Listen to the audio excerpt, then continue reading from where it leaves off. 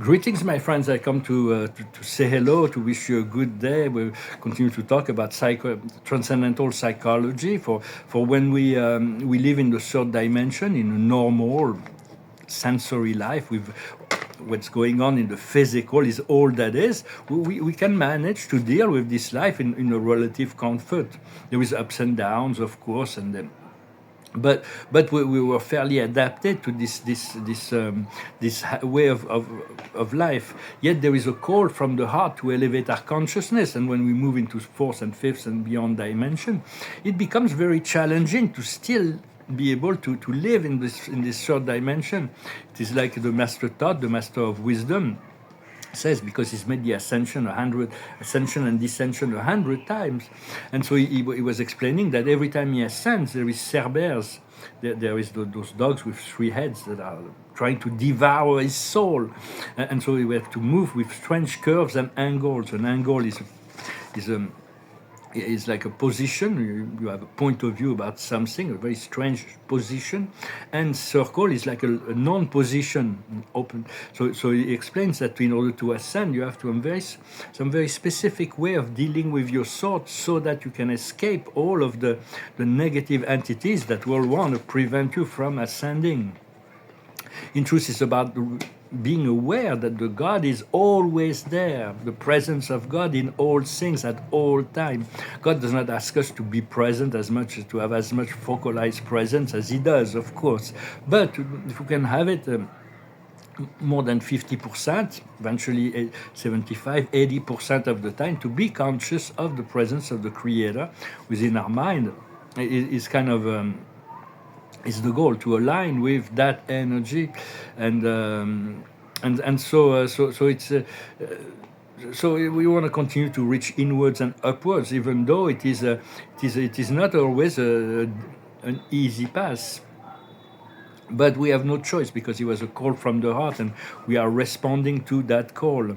But because also there is the ego and the snake, that are the snake, the biblical snake, that are combining and their energy to create all kinds of obstacles and blockages that keeps us entangled in the 3D matrix. There is on one side, on truth, there is only one force, one energy, but there is the forces of illusions that are the ego, the devil, the snake, the ignorance. And there is on the other side, there is the force of lucidity, love, compassion, goodness, truth, God. But those two forces are illusionary in many ways, because there is only God.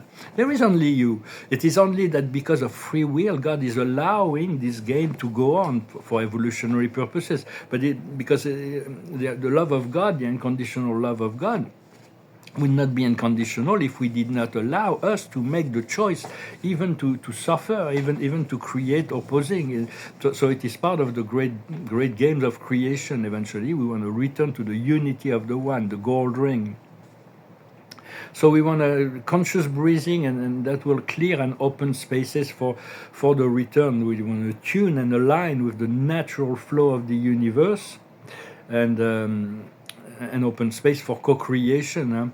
It's about, because life is a dream in this physical reality, and when we dream, it's another form of dream. There's more and more information that comes through dream, but we want to move into the divine dream. The divine dream, breathe and feel that dream inside of you as much as possible.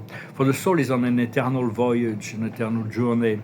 It's traveled very, very, very, very far and long, and for a lot of light workers, those who are awakening now in the first and second wave, we are connecting more consciously to other civilization where we have lived before in the past, before we came to the earth, because the earth is like, even if we're here for a few 100,000 years, it's still a recent thing in relationship to our soul. Our soul is so much older than the universe even. So well, not all souls. We all have a unique soul history, but the old souls are.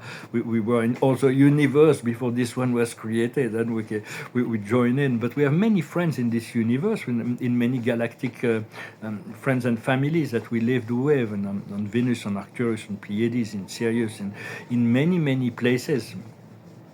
For me, but we all have unique connections. So it's very, there is those memories are coming maybe coming back.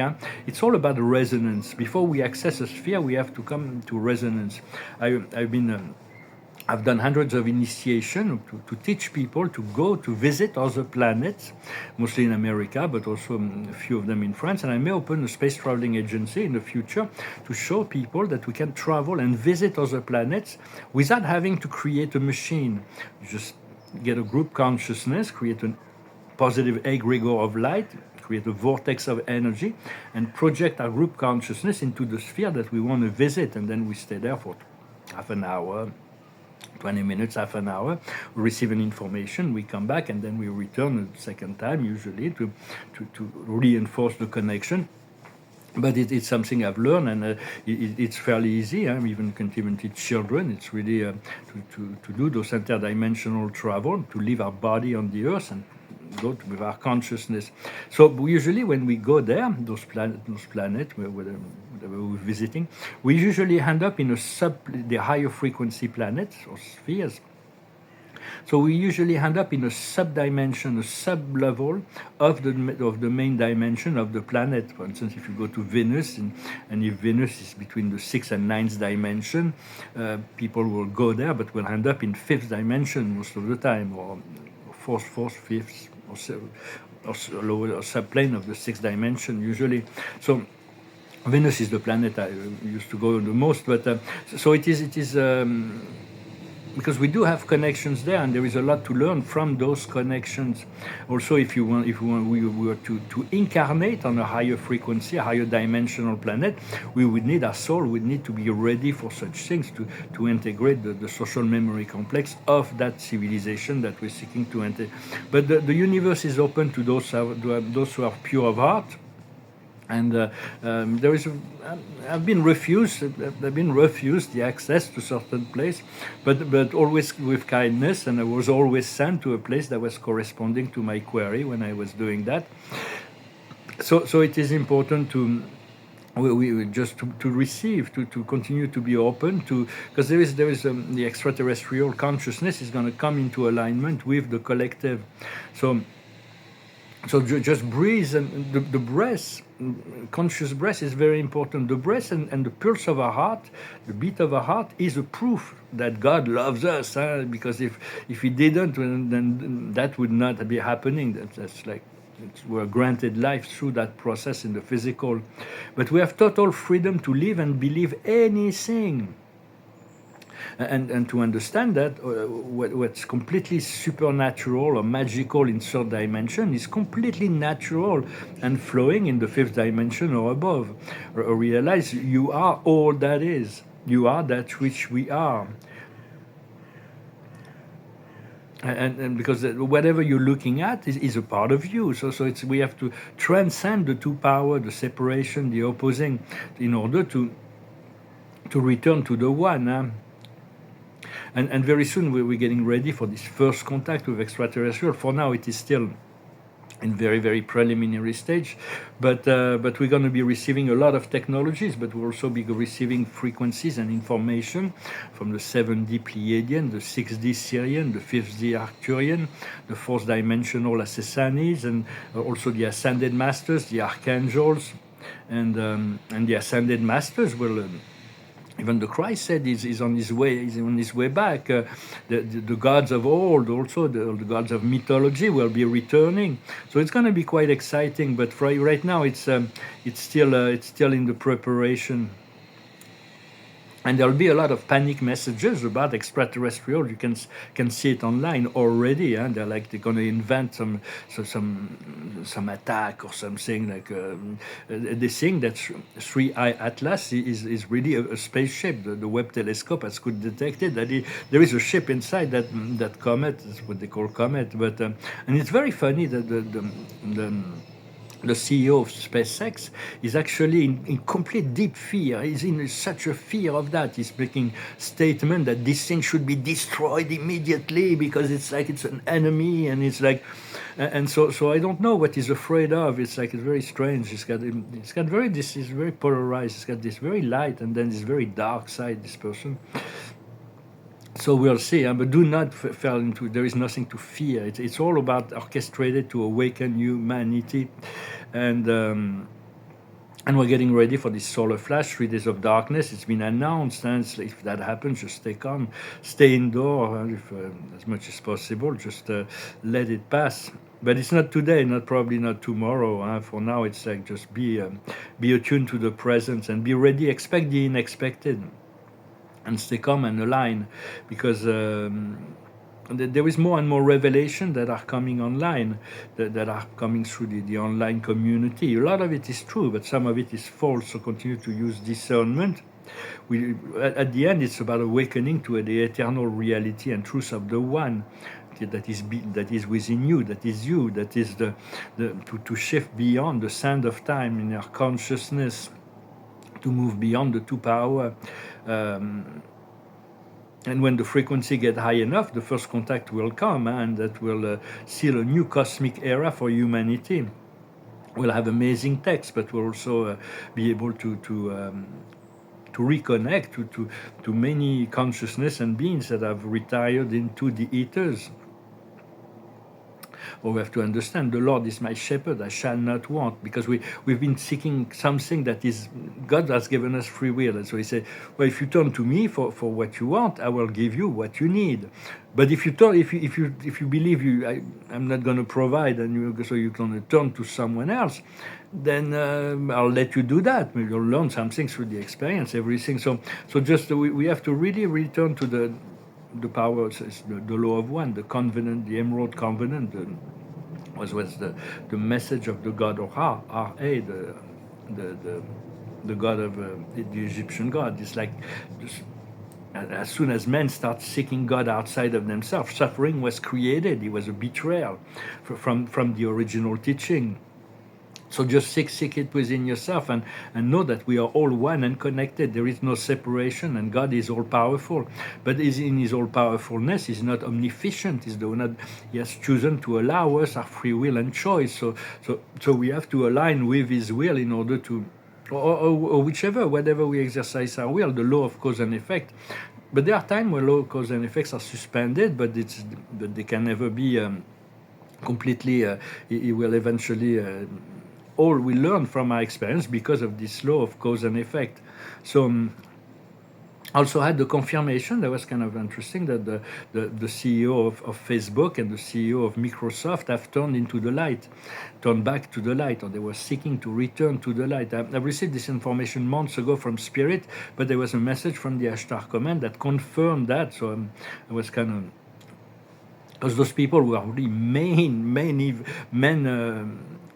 agent of the deep state, of the dark, and they were very anchoring the darkness into but now they turn into the light. So it's really a victory for the light that there are people like that are returning to it. So returning to the light.